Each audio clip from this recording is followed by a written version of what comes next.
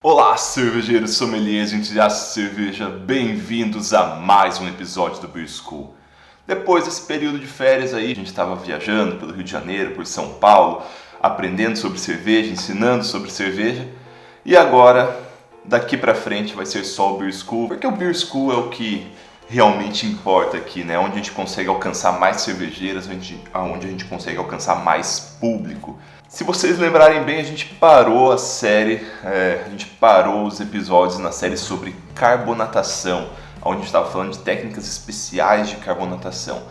Hoje a gente vai falar sobre duas técnicas, não uma, e duas técnicas assim que são realmente complicadas, mas que tem um monte de vantagens e praticamente não são faladas, que é a técnica do Spice e do Krausen, ou que vem do alemão também, que no Google lá fala Kreuzen. Vamos lá?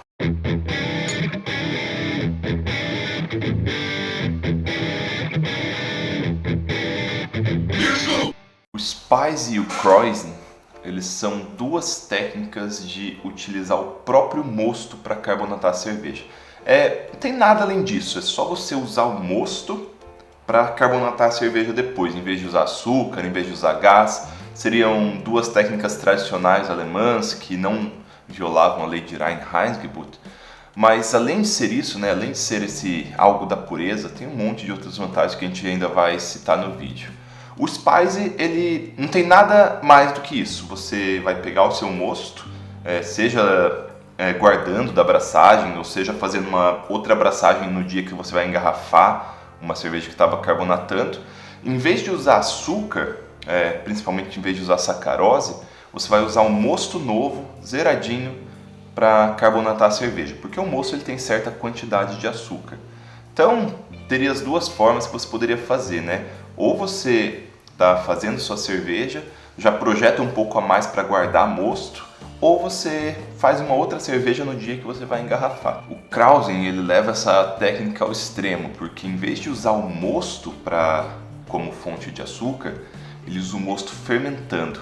Aí desanda tudo, complica, só que vem um monte de vantagens de usar essa técnica. Então, quando a gente está com a cerveja fermentando e forma aquela borra em cima do fermentador, a gente chama aquilo de Krausen, e aquilo ocorre durante uma etapa chamada de High Krausen, que é no auge da fermentação, quando as células estão super saudáveis, super vivas e ainda tem um monte de açúcar para ser consumido no mosto.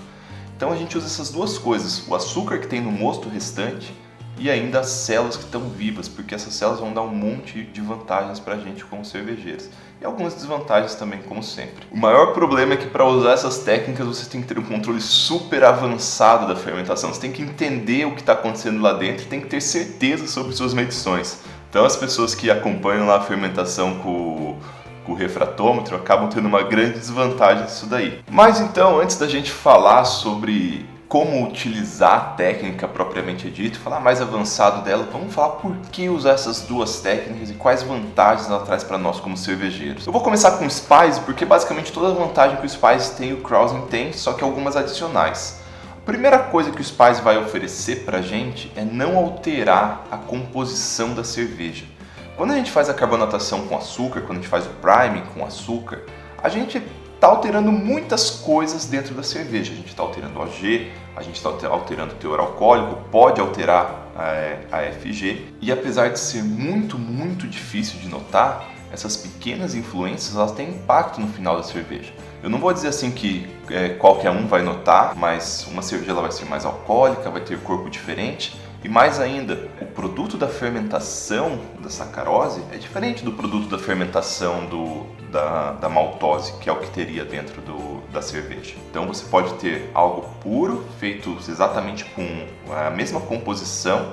Então você vai usar o mosto para fermentar, você vai usar o mosto para carbonatar. O mosto geralmente vai estar na mesma concentração, né? Os dois mostos vão estar geralmente na mesma concentração.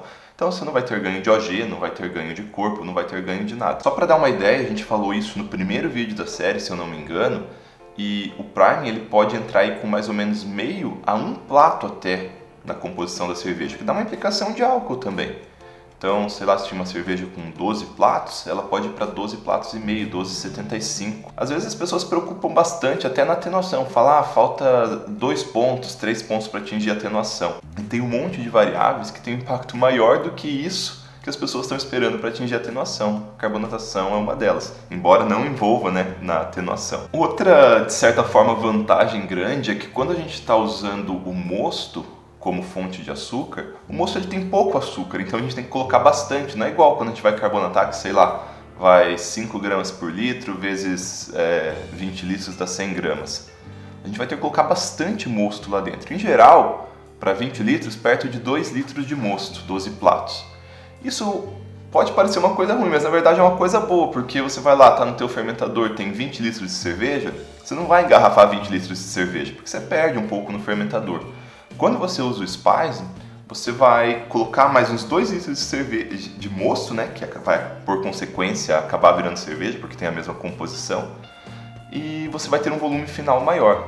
Então pode compensar aquela perdazinha que o Beer Smith não calcula entre o volume final e o volume engarrafado. Continuando, as vantagens, agora a gente teria aqui para o Krausen, e no Krausen a gente teria as vantagens associadas a ter uma quantidade grande, ou pelo menos uma quantidade legal, de células viáveis extremamente ativas, e isso vai contornar alguns problemas que a gente pode ter durante o priming ou que a gente não resolveu na maturação. Começa com a velocidade de priming. Enquanto numa cerveja que a gente faz o priming com açúcar e dosa a levedura depois, ou usa a levedura que está no próprio mosto, um priming pode levar aí normalmente 2 semanas, mas não incomum levar até um mês e meio. Isso tem muito a ver com a quantidade de levedura ser pequenininha, mas mais ainda com elas estarem já em numa condição não tão legal. Quando a gente faz com a célula ativa, que seria no Krausen, que a gente pegou então lá do auge da fermentação e jogou na garrafa, ou jogou num balde misturador, porque na garrafa fica muito difícil jogar essa quantidade. Essas leveduras vão estar fermentando rápido, em alguns dias, às vezes assim 2, 3 dias, você chega na sua carbonatação. Então você tem um controle muito maior da velocidade de carbonatação em relação à carbonatação convencional. A segunda e talvez uma das maiores está relacionada ao oxigênio. Quando a gente faz procedimentos para engarrafar, a gente coloca oxigênio. Não tem. As pessoas falam assim, eu tomo muito cuidado, lavo com CO2, faço isso, faço aquilo, mas não dá para ter noção de quanto oxigênio a gente absorve durante esses processos. Às vezes a gente tem que usar um balde para colocar o priming, o açúcar do priming, ou no caso, os mostos, se forem essas duas técnicas. Às vezes a gente coloca garrafa por garrafa, mas em todos os casos a gente tem admissão de oxigênio. Só para ter ideia, em cervejaria, que tem aquele sistema automatizado, que injeta CO2, faz vácuo, injeta CO2 de novo, faz vácuo mais uma vez, sobra oxigênio residual, e às vezes 10 vezes mais do que seria o ideal para cerveja. Imagina em casa, mesmo você falando que está tudo certinho e faz com controle. Não dá certo, sobra, é natural. Quando as células estão ativas, a gente coloca as células ativas lá dentro, as células consomem esse oxigênio. E elas consomem numa velocidade absurda. Então, não vai ter oxigênio sobre tempo suficiente para haver oxidação. Na outra forma, no priming com açúcar, também acontece isso, mas num nível bem mais demorado. Então pode ter um período ali onde o oxigênio foi mais ativo, e esse oxigênio acaba sendo reagente de oxidação, de reação de oxidação, e atrapalha um pouquinho a cerveja. Mas mesmo assim, se a gente pegar o priming em relação à carbonatação forçada, a gente tem muito, muito menos problema de oxidação. E por fim, as leveduras ativas vão poder te ajudar com alguns problemas que você tinha durante a maturação que não foram resolvidos. Vamos supor que você fez uma maturação meia boca, e maturação é aquela etapa quente, onde reduz acetaldeído de acetil, e não reduziu tudo. Ou você fez um dry hopping e gerou um pouquinho de acetil, porque isso acontece. E se você não fizer, se você não tiver bastante célula ativa, se ela não estiver realmente ativa, você não vai reduzir isso. Mas nesse tipo de carbonatação, você vai contornar problemas de maturação. Não é uma maravilha também, Mas problemas pequenos de maturação, um pouquinho de acetil residual, um pouquinho de acetaldeído residual, com certeza vai ser reduzido. Então é muito legal. Talvez possa vir a ter um pouco a mais de enxofre, que dá aquele cheiro de ovo podre.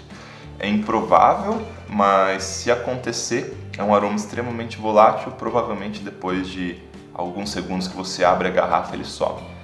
só para contornar todos, né? Porque são 3 problemas de maturação, de acetil, acetaldeído e enxofre.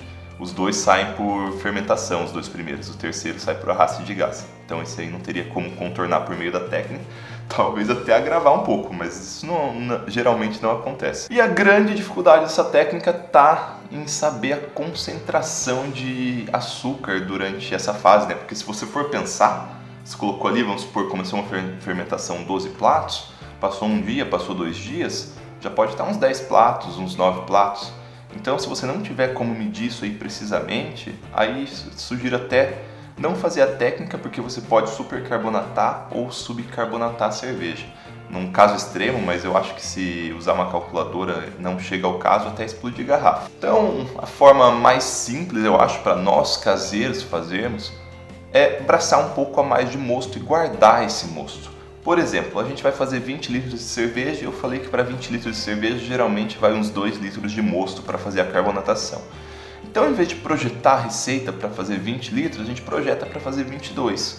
Esses 2 que sobram, a gente pega, coloca num Erlenmeyer, se você tiver, numa pedraria, algum recipiente, coloca no congelador e deixa congelado. Quando você for fazer a carbonatação, você tira isso daí do congelador, dá uma fervida só para sanitizar, deixa cair a temperatura e usa, sei lá, talvez num balde de carbonatação, né? Às vezes as pessoas têm aquele balde que só usam para misturar o prime. Então, talvez num balde semelhante você junta esse mosto à cerveja que já foi fermentada e aí é só engarrafar. No caso do Krausen, a coisa complica um pouquinho, porque você tem 2 opções. Ou está abraçando uma cerveja no mesmo dia, que é o método raiz, o método mais clássico, né? Como os alemães faziam. Então você está abraçando uma cerveja no mesmo dia que você vai engarrafar. Abraçando não, você está fermentando já uma cerveja no mesmo dia que você vai engarrafar. Então você abraçou uns 2 dias atrás, a cerveja já foi para o fermentador, já está no auge da fermentação. E quando ela está no auge da fermentação, você vai pegar um pouco dessa cerveja aí para fazer a carbonatação da cerveja que já está totalmente fermentada. Então você vai tirar lá do fermentador, vai colocar o densímetro, medir qual que está a OG e a partir daí usar uma calculadora para ver quantos litros de mosto você tem que jogar na cerveja nova, na cerveja que você vai carbonatar. O método menos raiz, mas ainda é bastante raiz essas técnicas, né? Quando você está fazendo a sua abraçagem, você separa os 2 litros e meio de mosto e você faz exatamente igual no Spice, coloca, congela, mas uns 2 dias antes de engarrafar você tira, descongela e coloca um pouquinho de levedura para começar a fermentar. Em uns 2 dias ela vai começar a fermentar, vai atingir o High Krausen e você usa isso daí, claro, vai ter que medir OG, não tem como, mas você usa isso daí para fazer sua carbonatação. Essas técnicas elas são bastante avançadas, a primeira nem tanto, mas o Krausen é extremamente avançada, então você tem que ter um bom controle, um bom entendimento do processo para fazer ela, mas é super válida, é super interessante e expande assim o nosso horizonte como cervejeiro na busca de uma cerveja melhor ou na busca de uma cerveja clássica. Então eu pergunto para vocês, se vocês como cervejeiros acham que é válido explorar essa técnica, que é relativamente difícil para ter poucos ganhos. Mas a cerveja é isso daí. A gente às vezes tem centenas, talvez não centenas, mas talvez dezenas de fatores que isolado a gente não percebe o efeito na cerveja. Sei lá, vamos colocar nutriente no mosto, vamos colocar servomícios, vamos fazer oxigenação, vamos inocular em temperatura mais baixa. Tudo isso isolado tem pouquíssimo efeito. A gente vê o efeito mesmo entre uma cerveja boa para uma cerveja que vai ser ótima, uma cerveja destacada, onde a pessoa se preocupa com cada detalhe dela. É isso aí então o vídeo de hoje. Se vocês quiserem começar a utilizar a técnica, existe uma calculadora para isso no Brewer's Friend, para Spice e para Krausen, embora eles usam o nome americano de Spice que eu esqueci, acho que é Glee, alguma coisa assim. Vai estar aqui na descrição. No vídeo que vem a gente só vai falar sobre o cálculo dessas 2 quantidades, né? Quanto que a gente tem que adicionar de mosto no Krausen ou no Spice. E se você gostou do vídeo, deixe seu like aí. Ativa o sininho para receber notificações e agora a gente vai ter muito mais frequência de vídeo aqui no Beer School depois dessas férias. Valeu, muito obrigado e até a próxima!